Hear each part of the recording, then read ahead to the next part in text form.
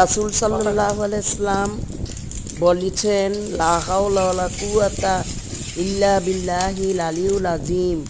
দোয়াটি ৯৯টি রোগের মহা ঔষধ, যার মধ্যে সর্বনিম্ন হল দুশ্চিন্তা। অন্যত্র ইহাকে বেহেশতের খাজানা এবং ৭০টি সমস্যার সমাধান বলা হয়েছে, যার মধ্যে সহজটি হল দারিদ্রতা দূরীকরণ। মিশকাত ২০২০। তাহাজ্জুদ নামাজের সিজদায় গিয়ে নিজের ইচ্ছাগুলো প্রকাশ করুন, কারণ এই সময় সবচেয়ে বেশি দোয়া কবুল হয়। বুখারী ১১৪৬ নং আয়াত। রাসূল সাল্লাল্লাহু আলাইহি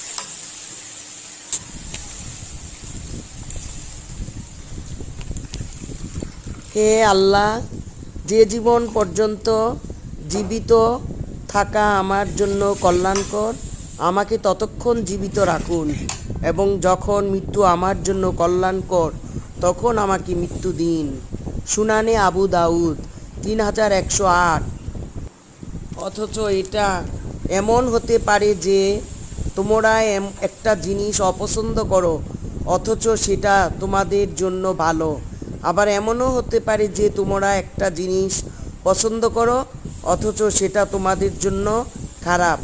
আল্লাহ জানেন প্রকৃতপক্ষে কোনটা ভালো আর কোনটা খারাপ। তোমরা